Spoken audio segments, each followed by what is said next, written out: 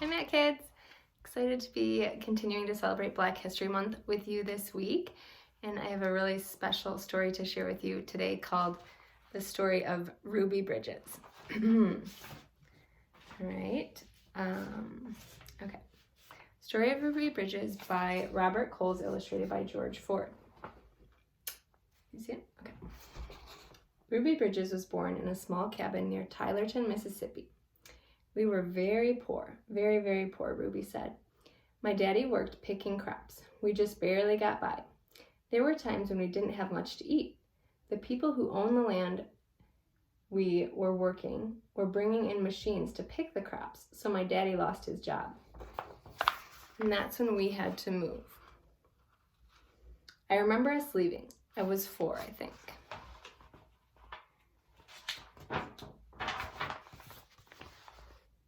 In 1957, the family moved to New Orleans. Ruby's father became a janitor. Her mother took care of the children during the day, and after they were tucked in bed, Ruby's mother went to work scrubbing floors in a bank. Every Sunday, the family went to church. We wanted our children to be near God's Spirit, Ruby's mother said. We wanted them to start feeling close to Him from the very start.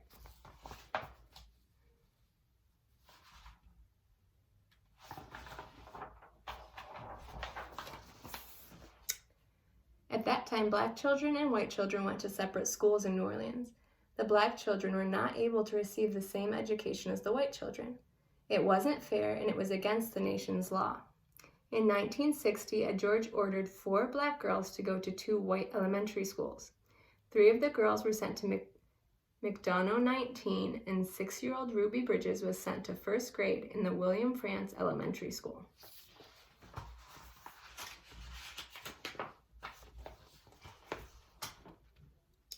Ruby's parents were proud that their daughter had been chosen to take part in an important event in American history. They went to church. We sat there and prayed to God, Ruby's mother said, that we'd all be strong and have courage, that we'd get through any trouble, and Ruby would be a good girl and hold her head up high and be a credit to her own people and a credit to all the American people. We prayed long and we prayed hard.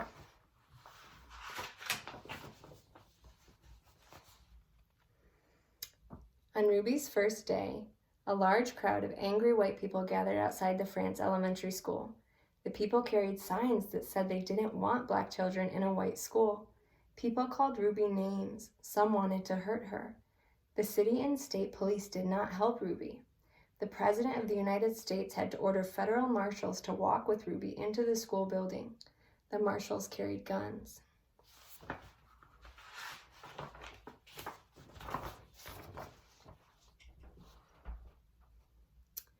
Every day for weeks that turned into months, Ruby experienced that kind of school day. She walked to the Frantz school surrounded by marshals. Wearing a clean dress and a bow in her hair and carrying her lunch pail, Ruby walked slowly for the first few blocks. As Ruby approached the school, she saw a crowd of people marching up and down the street. Men and women and children shouting at her. They pushed toward her. The marshals kept them from Ruby by threatening to arrest them. Ruby would hurry through the crowd and not say a word.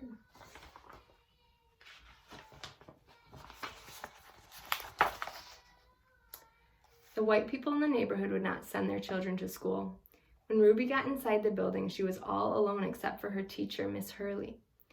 There were no other children to keep Ruby company, to play with and learn with, to eat lunch with. But every day, Ruby went into the classroom with a big smile on her face, ready to get down to the business of learning. She was polite and she worked well at her desk, Miss Hurley said.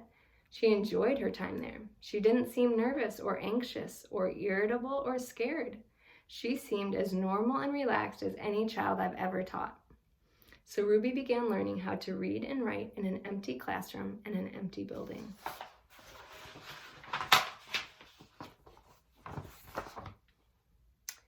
Sometimes I'd look at her and wonder how she did it, said Miss Hurley.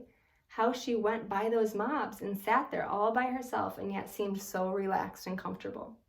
Miss Hurley would question Ruby in order to find out if the girl was really nervous and afraid, even though she seemed so calm and confident. But Ruby kept saying that she was doing fine.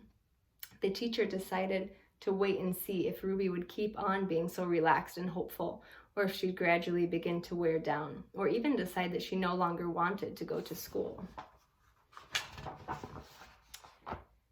Then one morning something happened. Miss Hurley stood by a window in her classroom as she usually did, watching Ruby walk toward the school. Suddenly, Ruby stopped, right in front of the mob of howling and screaming people. She stood there facing all those men and women. She seemed to be talking to them.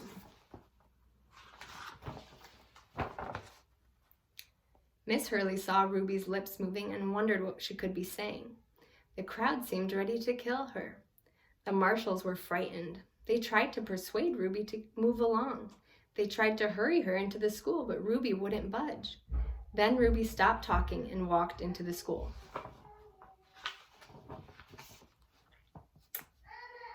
When she went into the classroom, Miss Hurley asked her what happened. Miss Hurley told Ruby that she'd been watching and that she was surprised when Ruby stopped and talked with the people in the mob.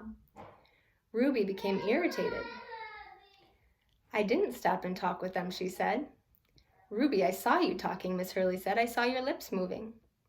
"I wasn't talking," Ruby said. I was praying for them." Every morning, Ruby had stopped a few blocks away from school to say a prayer for the people who hated her.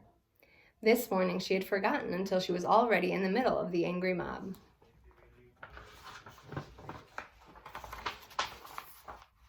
When school was over for the day, Ruby hurried through the mob as usual. After she had walked a few blocks and the crowd was behind her, Ruby said the prayer she repeated twice a day, before and after school. "Please, God, try to forgive those people, because even if they say those bad things, they don't know what they're doing. So you could forgive them just like you did those folks a long time ago when they said those terrible things about you." Hope you guys enjoyed that story of a sweet girl with faith in Jesus that was able to pray for her persecutors and forgive them. Such a powerful story. Hope you guys have a great day. Love you.